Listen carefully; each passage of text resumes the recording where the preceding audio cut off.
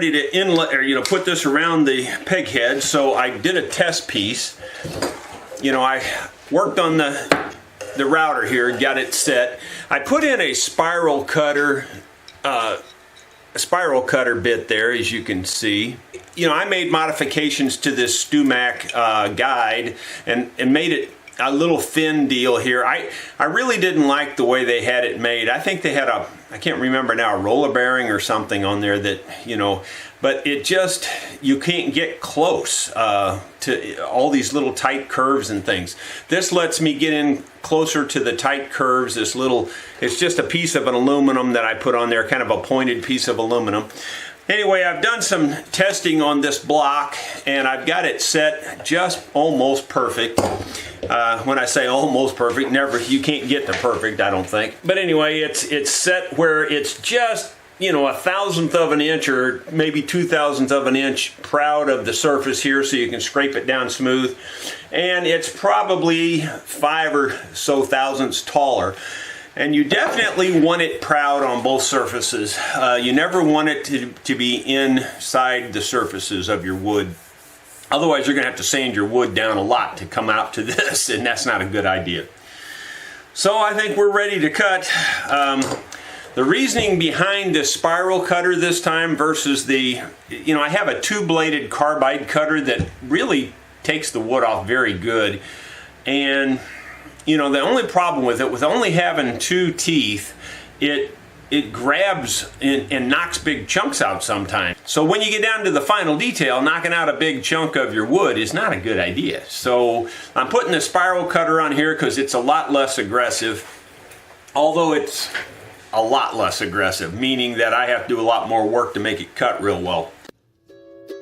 A rose so sweet, it sounds so neat, my Rosa mandolin. I know the top is scratched up from years of constant play. With brand new strings, this beauty rings just as true today. Well, as I said, that's not the best. It just is a pain. It burns. It doesn't cut that great. But at least you don't have to worry about it grabbing it and tearing the corners off. I've got this little tiny, it's kind of like an inlay bit that it's a spiral cutter. 2 flute, by the way. And I'm going to just do all this rest of this detail by freehand.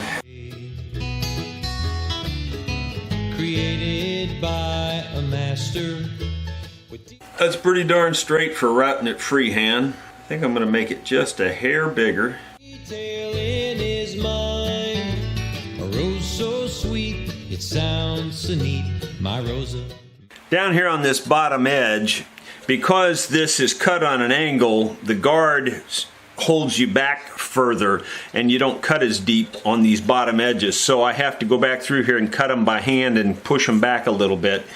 So I just drew a real fine pencil line there, and I cut most of the pencil line away and left the faintest edge, and that way I know I'm straight, or pretty straight. But it's not that simple on this curve thing. If you can see the pencil mark, you're not too bad a shape. Mandolin, built to chop the rhythm and play a fast lead line. Well, that looks pretty darn good to me, at least to my eye.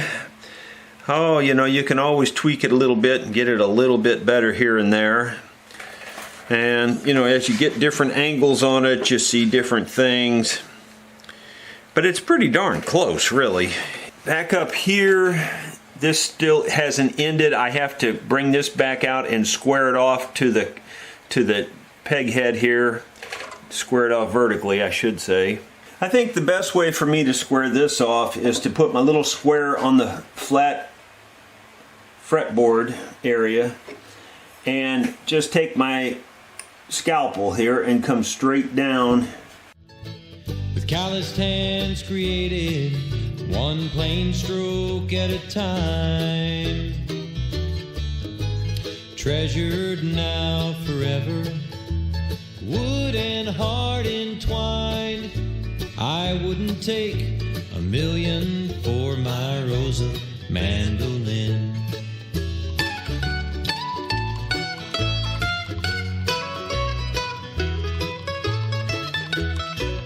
said, it's your birthday.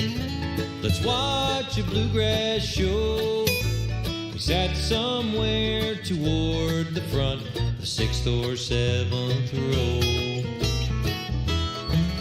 The man on stage was talking. He called me by my name. I finished it this morning for this special boy's birthday. It was a tree sawn into boards. He'd begun to give it life, slowly chipping at the wood, traditional design. Been doing a little bit of experimenting. I got quite a few of the red pieces inlaid in there, but I just wanted to make sure that it was going to work this way. Instead of, putting them together on a piece of separate thing and then having to saw it out, if I could just inlay them into the hole, and it seems like it's going to work just fine. So now I'm just going to, the ones that I've got in there, I'm just going to use this tape to hold them in place and hopefully lift them out of there. And then that way I won't have to reconfigure them later. I've got them configured. At least that was just my test. So now I can lay them down and go on and route the rest of this out. Here's kind of a status update of where I'm at. I'm starting to put this all back in here now, this red. I went ahead and did the green first. His talent beyond measure, a gifted man you see, blessed by God to design this mandolin for me.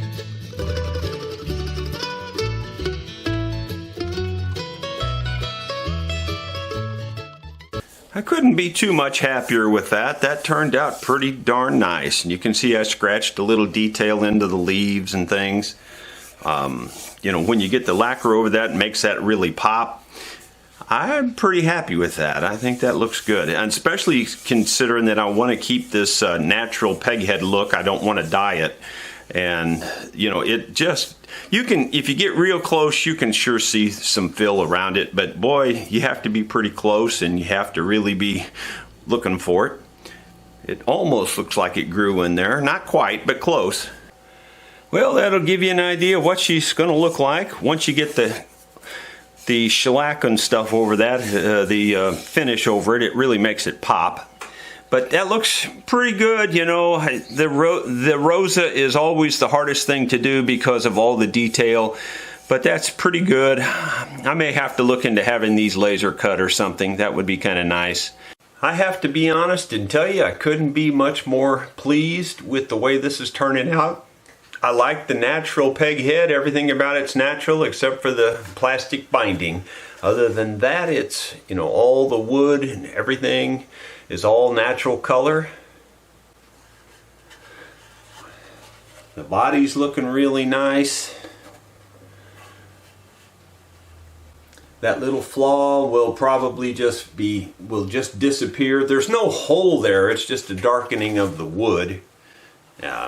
It just is what it is, Mother Nature. But we're ready now to put the fretboard on. That's the final step in construction in this case. The only thing I'll have to do after I put the fretboard on is, make the neck shape up to the fretboard a little bit. So I'll have a little bit of shaping there, but not very much actually, very little. And then we just got to go over the whole thing with a fine tooth comb. Sanding, detailing, and then we were ready for stain and varnish. You two, friend, could own one, but time is growing thin. The carver's getting older, but he is not gone yet. Don't tarry, place your order. He'll carve a dream, it's true. Genuine and hand-produce a Rosa just for you. That's built to chop the rhythm and play a fast lead line. With calloused hands created, one plain stroke at a time. It's treasured now forever, wood and heart entwined. so neat, a Rosa mandolin. Yes, sir, she's a beauty. If you could only see the care he took creating this mandolin for me. Thank you, Mr. Jerry, for my Rosa mandolin. It's a rose so sweet and sounds so neat, my Rosa mandolin. You know, I'm never completely satisfied with anything I do, I don't think. I might not like quite as much yellow. I think it's got still a little more yellow than I want. The camera makes it even look more yellow as I'm looking in the lens there compared to here. But, you know, I want it to be kind of a golden color, golden brownish yellow. And it's a little bit more yellow than I'm looking for. I'm not too worried about that right now, though. I noticed the neck here's got a lot of scarring and little niches and stuff in it. It's not as smooth as I thought it was. So I'm going to sand that whole area again.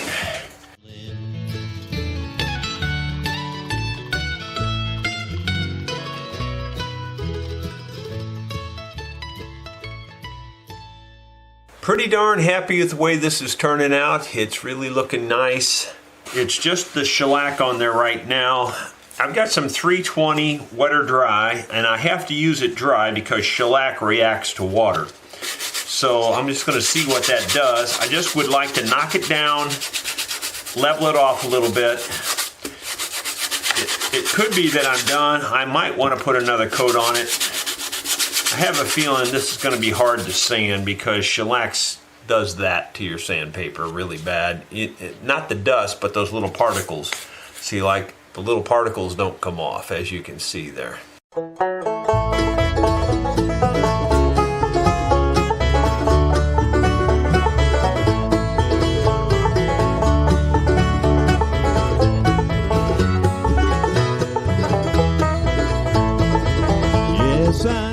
It's really starting to look beautiful. That's just shellac at this point.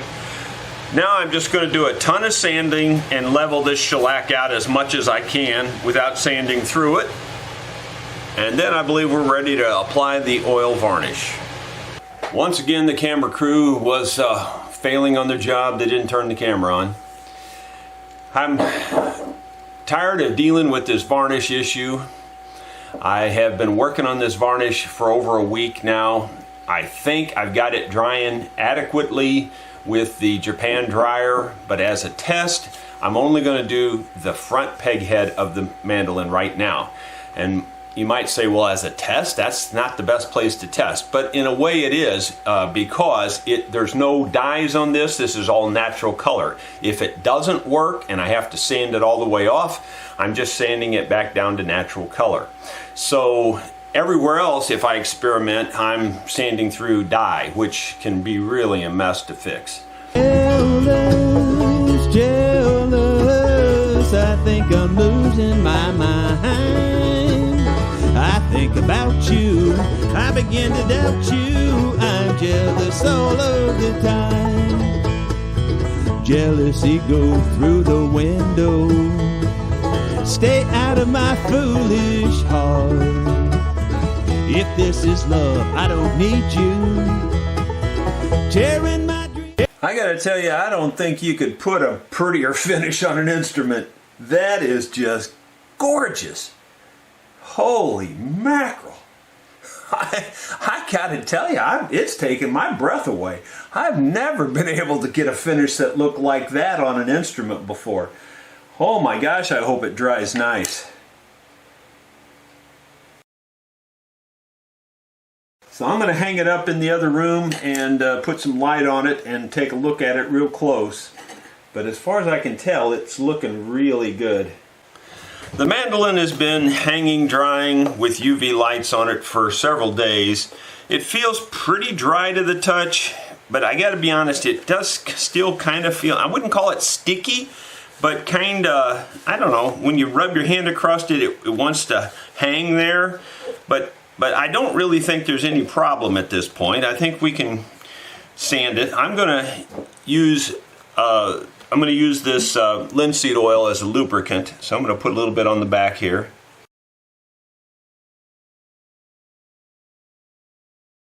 Doesn't take much lubricant, I can tell you that. I didn't really put very much on there, and it goes a long way. The back didn't seem to have any real runs or anything in it. The back seemed pretty good, so I don't think it's going to take a lot of sanding here on the back. World apart, 'cause I'm jealous, jealous. I think I'm losing my mind. I think about you, I begin to doubt you. I'm jealous all of the time.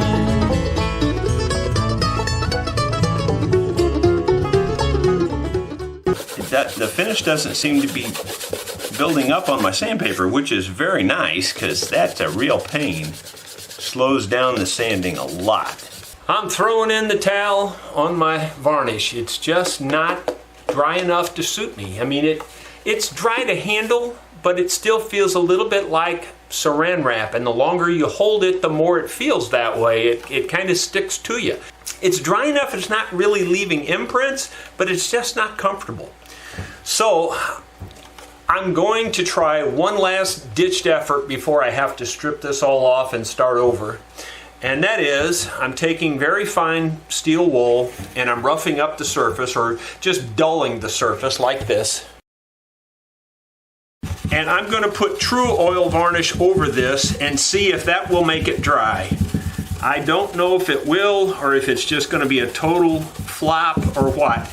I like the color of this. It looks really old. It looks fine. It just really looks good. But it just doesn't dry to suit me. So it's just this is like a Hail Mary. If it works, great. If it don't work, I'll just strip it off and start over.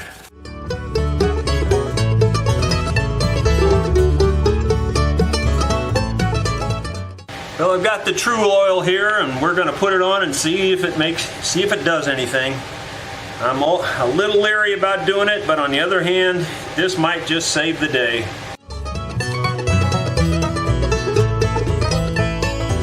I see you talking to someone, innocent though it may be. In my imagination, you're being untrue to me. There's very little to lose. We'll hang that up and hopefully that will dry.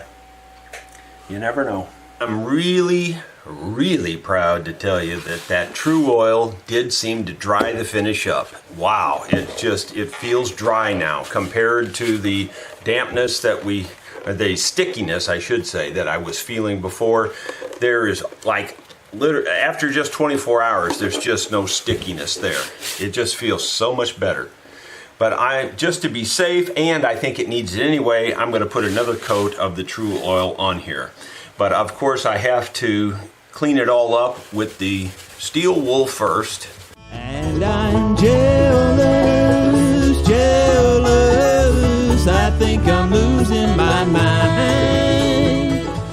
More than once, people have told me that I go OCD on these things. If ever I did go OCD, for sure, it was on this finish. Now, keep in mind, this is the oil varnish that I made myself.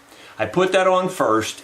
It went on like a dream. I mean, went on just crystal smooth. I mean, just was wonderful.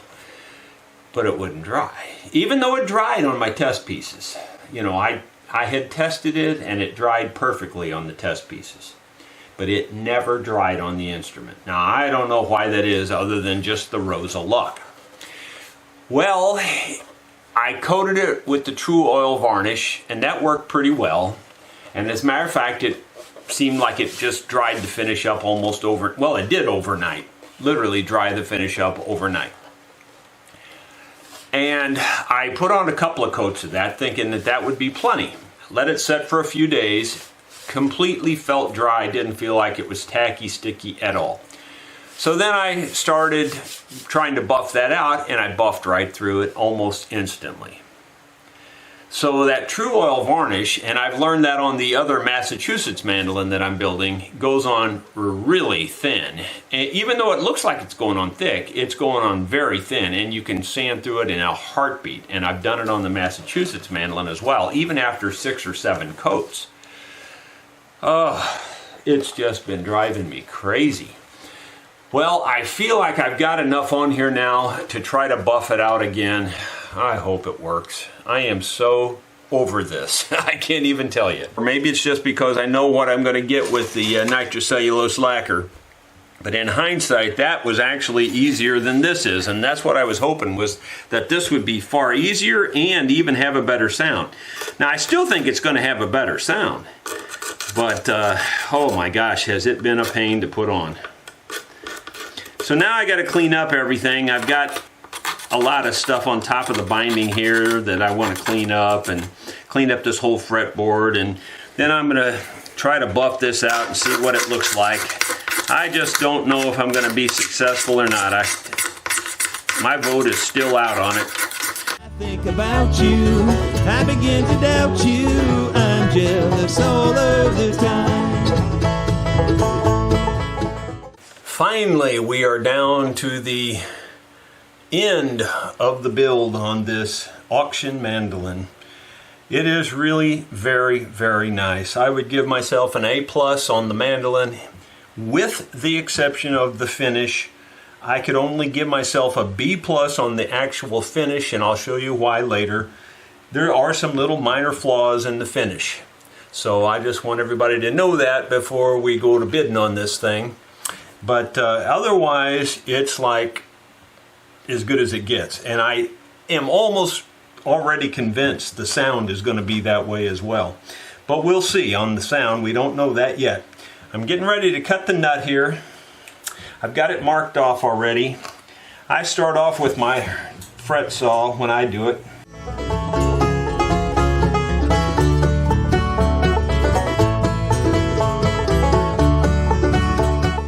And just so you know, we have the very best tuning keys money can buy. These are the Waverly Gold with the real pearl buttons.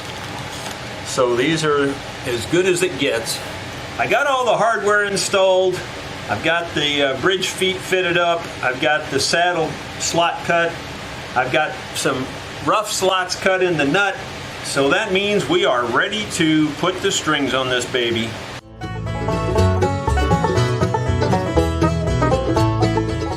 Well, that's string number 1. That's the first little sound you're going to get to hear. Got the strings on it, but they're not tightened up yet. I just wanted to see how bad they are here, and you know, they're not terrible, but they're pretty high for playing anyway. And so we're going to go ahead and see if we can't get them set up just right.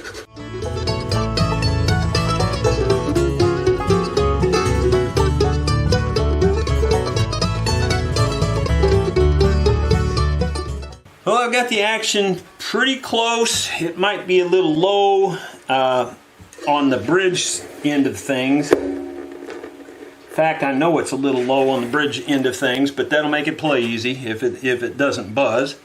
So now we're going to tune it up. I've got it all set up here. I think it's just about right. So let's see what it sounds like. I have tuned just the G and the E to set the intonation.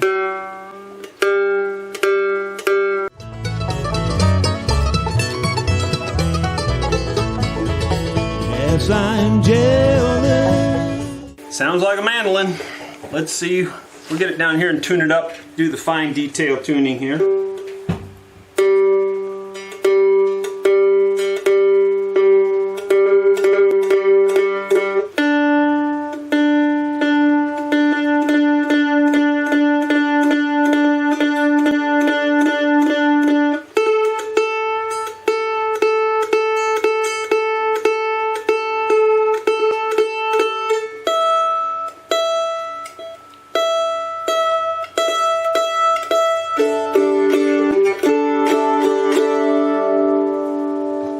Sounds pretty darn good to me.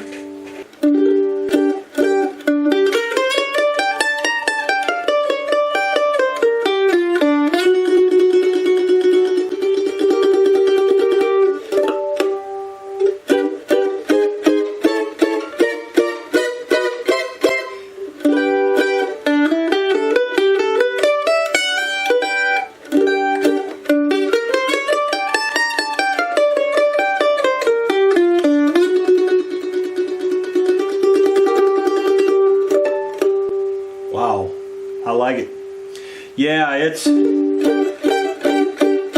got the old sound.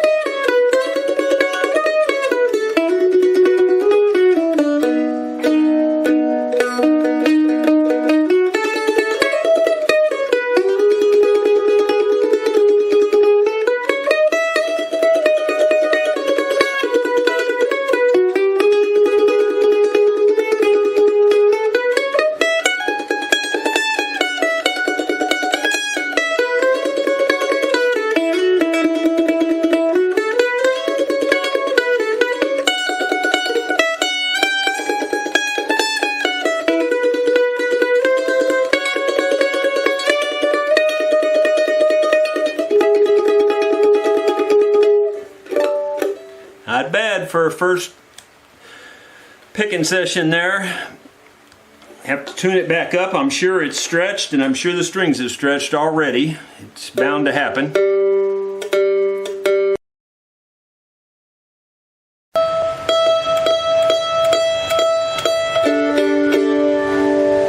We'll play it again after the air conditioning kicks back off so you can really hear it. I'm very proud of it so far. I really like it. It's been about 5 minutes since the last clip you saw. I changed my shirt because I figure I might as well be wearing one of my shirts on here since I'm playing one of my mandolins. I like it. It's a good mandolin.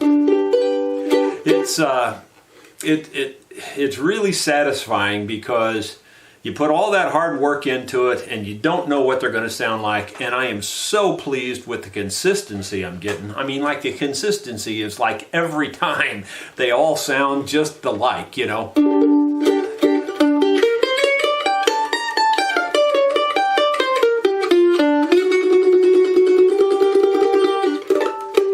This one's got a little bit more mellow punch, if you will, and I think that's that oil varnish. I really do. It's got a little bit more, I don't know, mellow punchiness, if that makes any sense at all. I mean, it's like the middle, the mids, and it's just clarity. It's just incredible. I love it.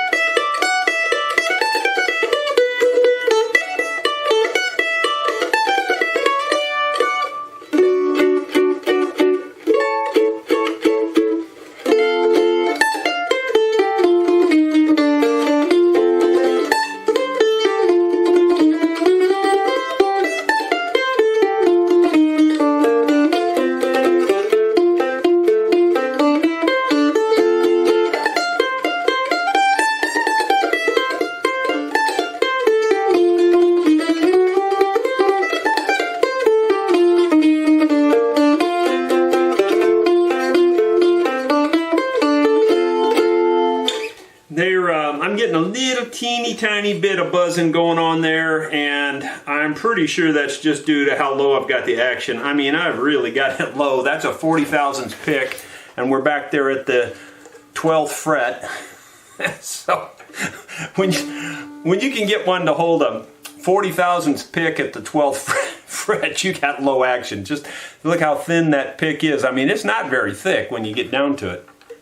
And the bass strings, it's holding it about there too. So it's about the same on the bass side. So I really do need to raise it up just a little bit to get the buzzing out of there. But otherwise, it's just about perfect. It's just really perfect. I'm going to give you a good, long, clear look at this because I want you to see it in all of its glory and its flaws.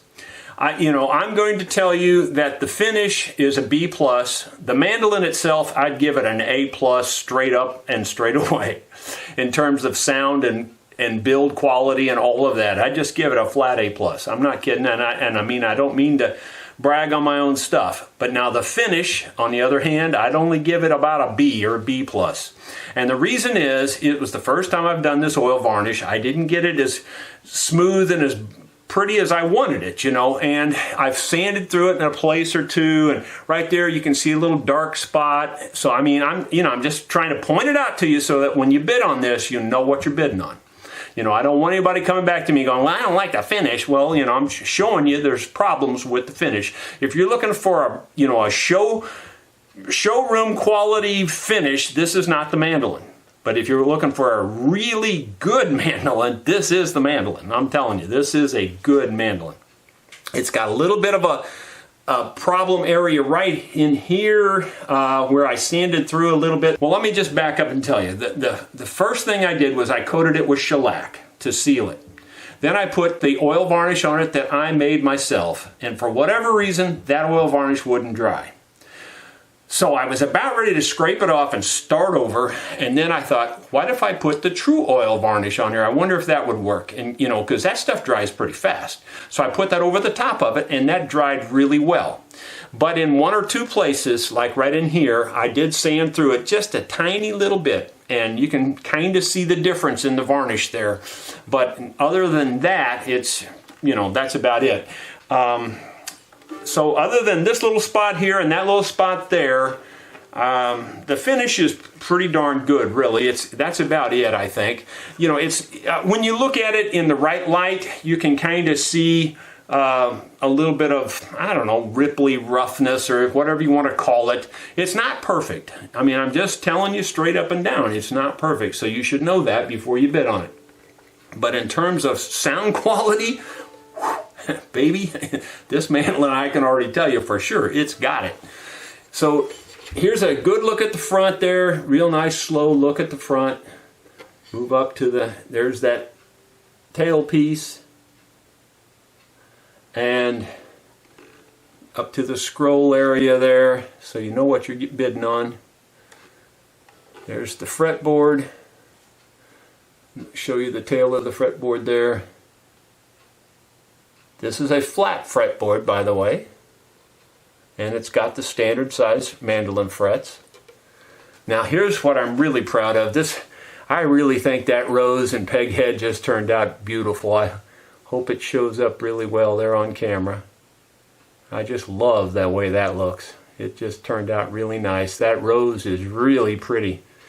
And to me, that vine, even though it's yellow in the raw form, it kind of looks green to me. I mean, it looks like a light green, but I'm sure it's yellow, There's the Waverly tuners, and you can see how pretty that peg head is.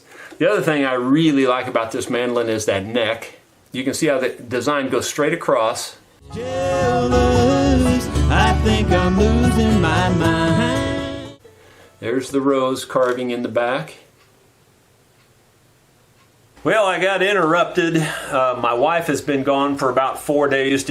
She went to Ohio to visit the grandkids that moved away from here, and I'm so sad about that. I should have went with her, I think, because I'm missing them more than she was, I think. So she also got to hear it for the very first time, and she's not easily impressed, and she was impressed with this one. She goes, wow, that thing might be the loudest one ever. And she really liked the sound of it. She said, boy, that really does sound good.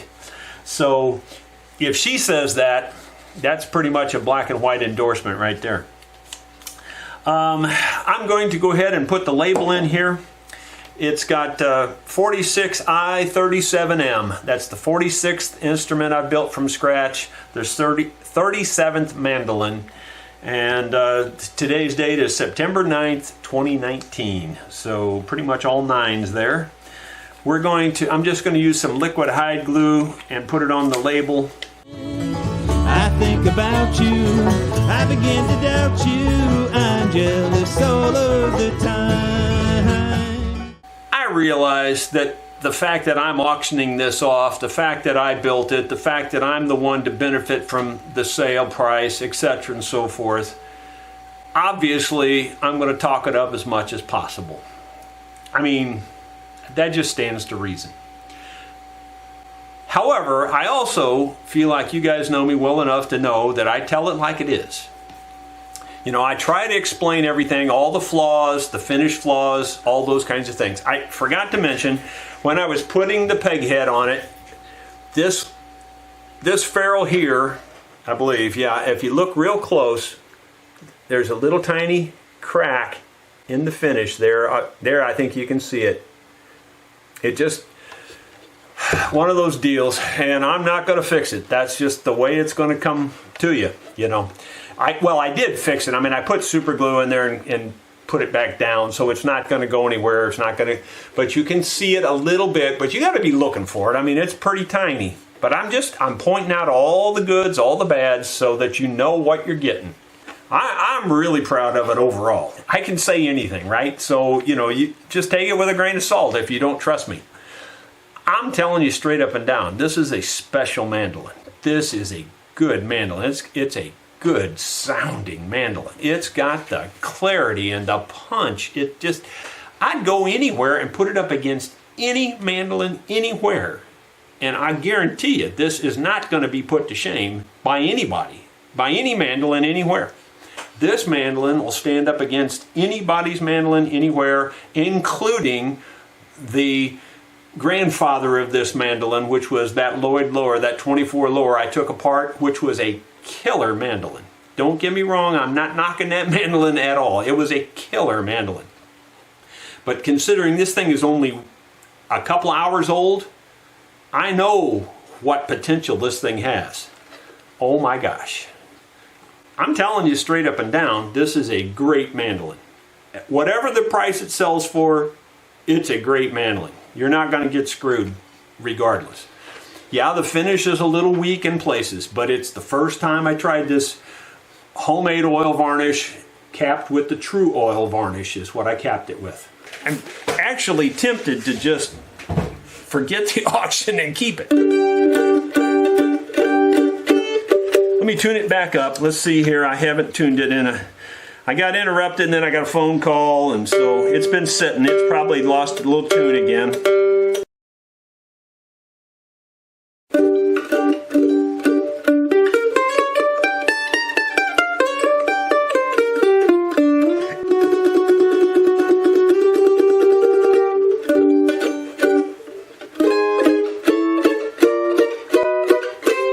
Wow. I did raise the action just a little bit off camera there. Not very much, but just a little bit. Wow, I love it. It's clarity. You can't buy clarity like this.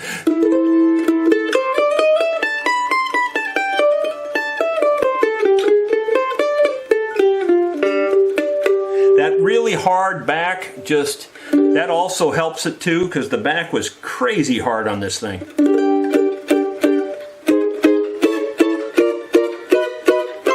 I'm not even hitting it hard. It's just, you can see, I'm just lightly strumming it here.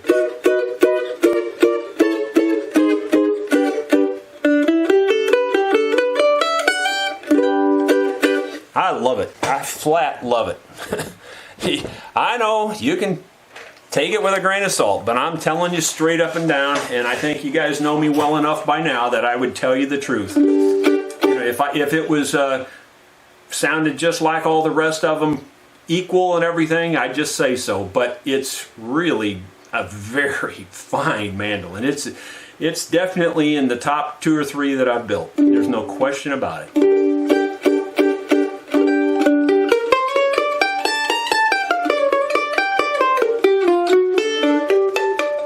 If it's not the top one, it will be before long. Because on day one, it's already got the old sound. I mean, on day one, which is just almost unheard of. You know, the mandolin that I play daily, it's got a great sound, I think. It's not as good as this one, I don't think.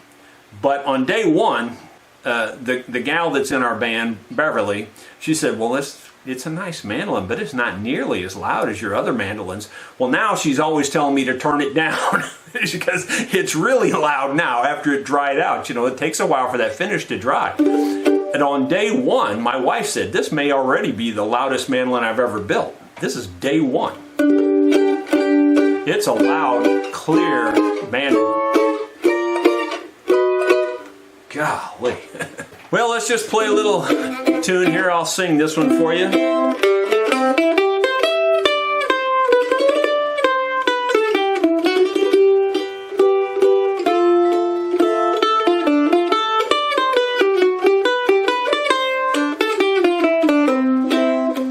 I can't be your fool anymore, darling.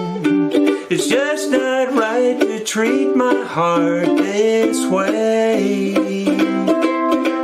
I can't be your fool anymore, darling. And a fool is what I'd be if I stay. I can't cry for you anymore, darling.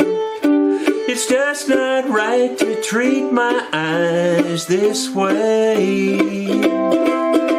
I can't cry for you anymore, darling. It never made a difference anyway.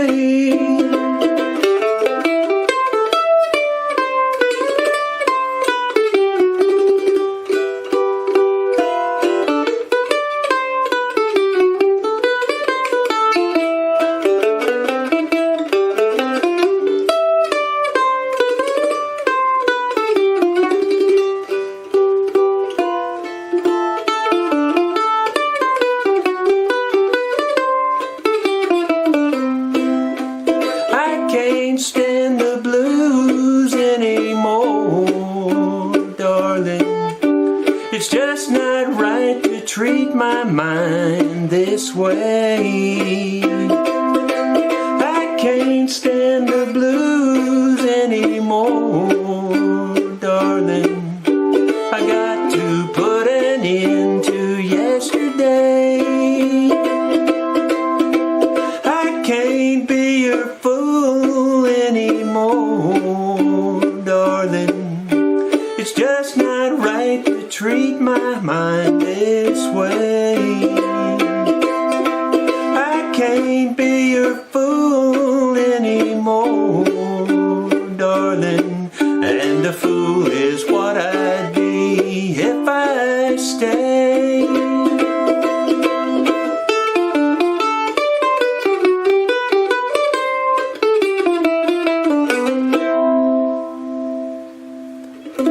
Well, I'm in love with this mandolin. It's just a fine, fine, fine instrument.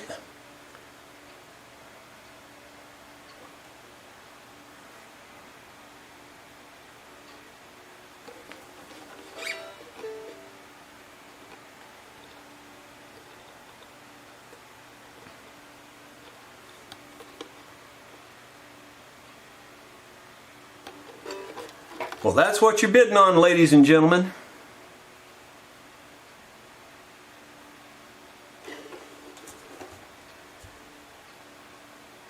If you need a longer look, you can always pause your video. There's the neck. And there's the fretboard.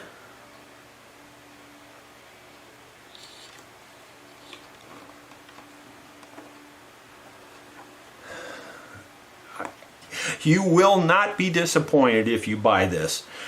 You might be slightly disappointed with the finish in places, but you won't be disappointed with the overall mandolin. I flat guarantee that.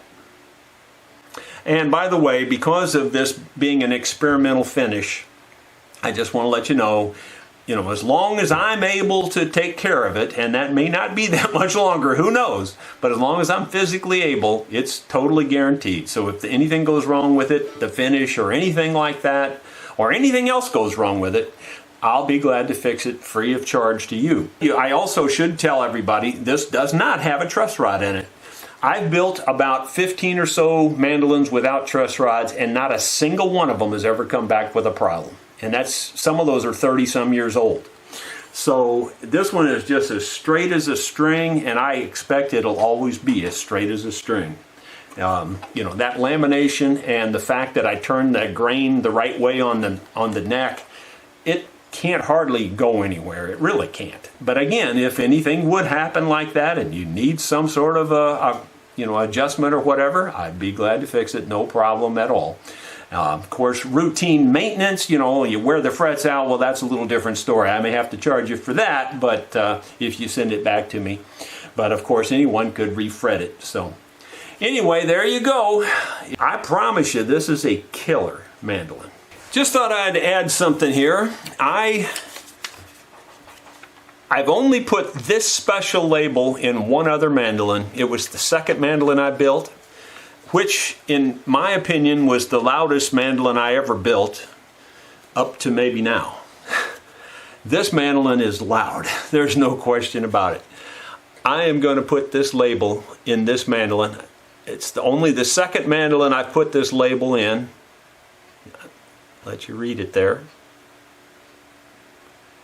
And for anybody that can't read because of eye problems or whatever, what it says is, "Take care of me, for I am made from trees which once lived on this earth. I am all that remains. Through your care, I and my Creator will live forever." And then it's going to have a date and a serial number on here. So, I've already got a date and serial number up on the upper label, but I'm going to put this in the lower bout here. So there, I've signed it, dated it, and put the serial number on it.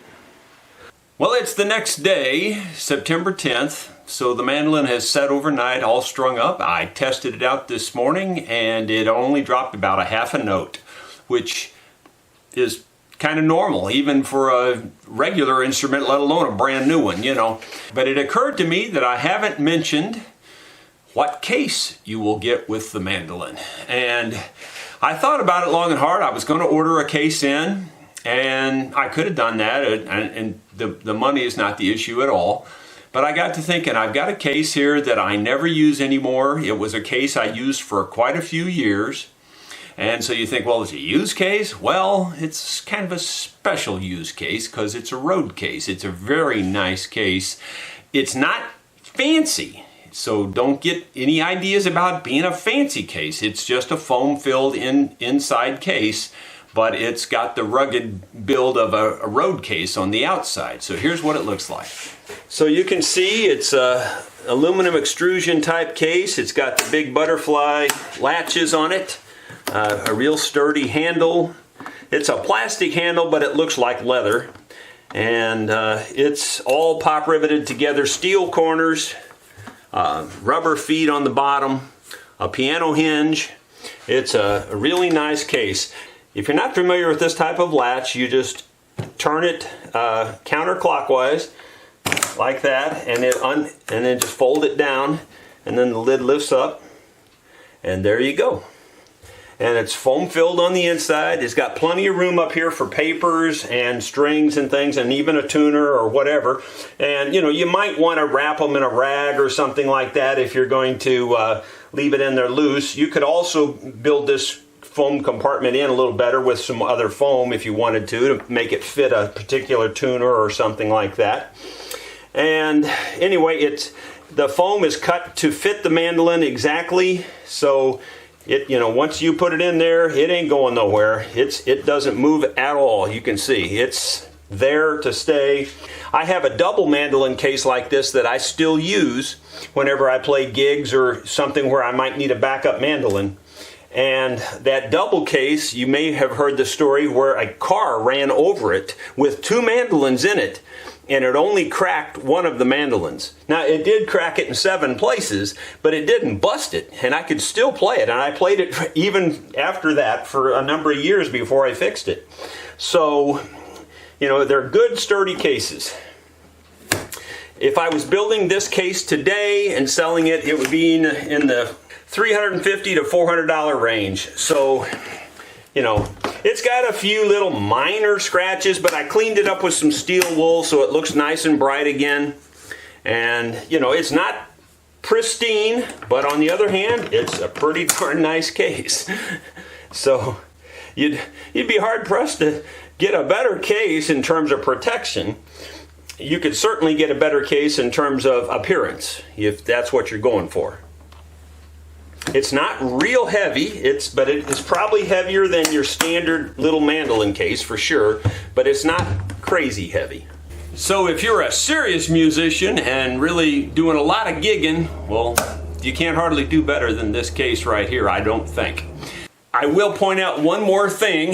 This case has my old tag on here where before I moved to the farm, we lived up in St. Louis County, and it says Rosa String Works, and it has my old phone number of my business when we were up in St. Louis County. Whoever buys the mandolin, if you want to, you know, furnish a tag with your information, I'll pop rivet it on here, or it's easy enough to just drill these out and pop rivet it on yourself if you've got a pop rivet gun. But anyway, that's the story on the case. Hope you like that. If you'd like to make a bid on this mandolin, you can go to my website. You'll need to register to my website. There's a registration tab, I believe. And then you'll get some sort of an email back confirmation. And then after that, then you should be able to go on the auction page and, you know, bid on the mandolin then. Thank you very much for watching. Y'all have a blessed day.